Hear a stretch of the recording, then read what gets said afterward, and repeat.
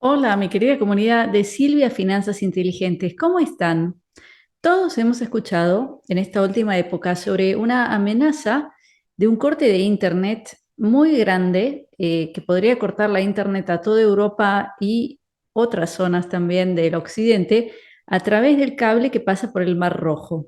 ¿Y por qué es esto? Por lo menos lo que nos dice la televisión, lo que nos dicen los medios oficiales, es que esto sería porque el grupo de los hutíes que están en Yemen, ellos amenazan con cortar ese cable. Es decir, es un cable que ellos no han puesto ahí, pero saben que existe.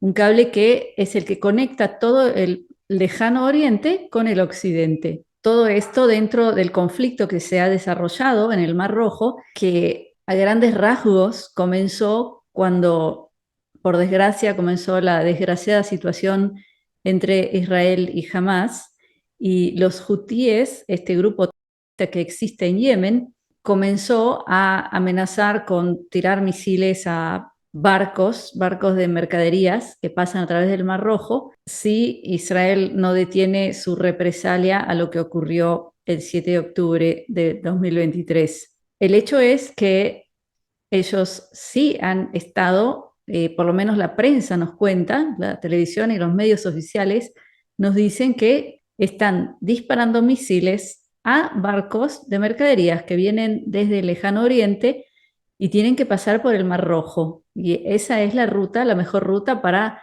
llegar a Europa. Y si hablamos de barcos que llegan con mercaderías desde el lejano oriente, podemos hablar de China, India, Japón, de una enorme cantidad de países productores de casi todas las materias primas que el occidente consume, lo cual representa un enorme problema para la economía mundial. Y lo último que han empezado a declarar es la amenaza de cortar ese cable. Entonces, luego de escuchar todo esto en la prensa, yo me he hecho varias preguntas que yo quiero compartir con ustedes. Ustedes saben que yo no me creo lo primero que me dice la prensa. Lo que sí quiero compartir con ustedes es mi experiencia, porque yo soy ciudadana israelí, es decir, conozco bastante el Medio Oriente. Y lo que puedo contarles sobre el país Yemen es que es uno de los países más pobres del mundo. No sé si ustedes conocen sobre Yemen. Yo he tenido muchos amigos procedentes de Yemen en Israel y sé que es uno de los países más pobres del mundo, uno de los países que sufren y han sufrido de más guerras, de más terrorismo, de más situaciones de falta de seguridad. Por ejemplo, en Yemen, mucha de la población no tiene ni agua corriente, ni electricidad, ni ningún tipo de instalación como cloacas. Puedo mostrarles aquí algunas imágenes de cómo se ve Yemen. Véanlo ustedes con sus propios ojos.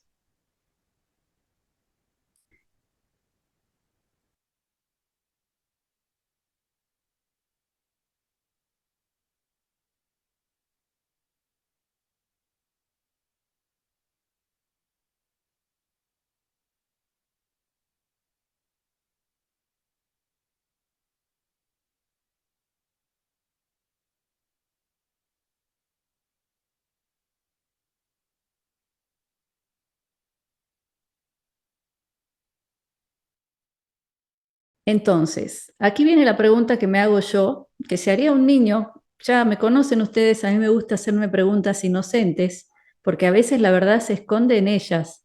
Y la pregunta es, ¿de dónde tienen tanto dinero como para comprar primero misiles que cuestan millones de dólares, luego para dispararlos con exactitud? Es decir, todo eso requiere una infraestructura muy tecnológica y requiere una inversión gigantesca de capital.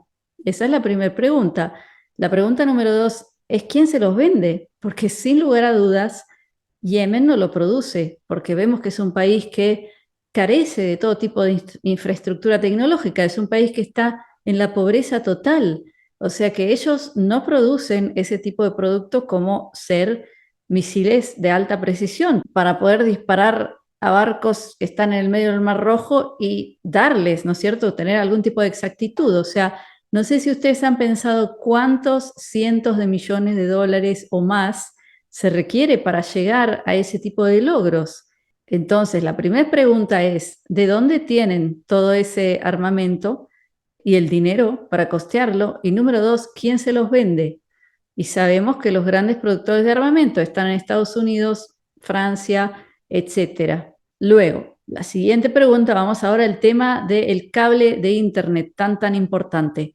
Ellos no lo han puesto ahí. Ese cable es algo que lo han hecho grandes empresas internacionales con alta tecnología. Imagínense la importancia de ese cable. Entonces, yo aquí quiero preguntar, otra vez quiero hacerme una pregunta de un niño inocente. ¿Cómo saben dónde está ese cable? Porque yo les traigo un dato.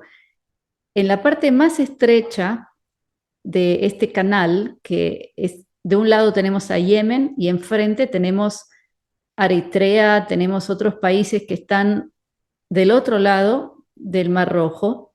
La parte más estrecha tiene 637 kilómetros, otras partes tienen 900 kilómetros de costa a costa. ¿Ustedes creen que un grupo de un país que está casi en la edad media a nivel de tecnología tiene la capacidad primero de saber localizar ese cable que está entre dos costas de que la parte más estrecha tiene 637 kilómetros? Luego, ¿cómo llega a ese cable? ¿Harían falta maquinarias, un submarino?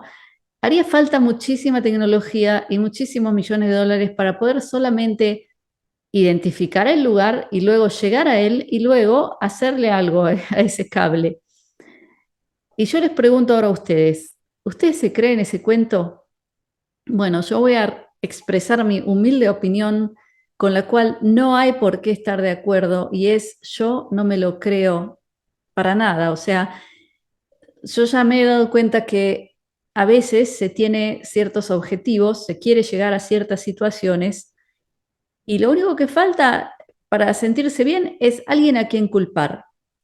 Pero lo que van a hacer ya lo van a hacer. O sea, yo lo que también voy a opinar aquí, que puede estar equivocado, es que el corte lo van a hacer, porque si lo están diciendo tanto, dándonos como pretexto algo totalmente increíble, que es que un grupo en uno de los países más pobres del mundo, donde no hay ninguna infraestructura tecnológica, no hay dinero, no hay absolutamente nada, que ellos puedan llegar a cortar ese cable, me parece un cuento, esa es la verdad, ¿ok? Pero el tema es que lo están diciendo. Si lo están diciendo tanto y dándonos tantas historias para que nos lo creamos, tenemos que llegar a entender que tienen la intención de que eso ocurra. Y ahí viene la otra pregunta, ¿por qué tienen esa intención? Si es así, ¿no es cierto? Si seguimos con la hipótesis de que lo quieren hacer, es por qué.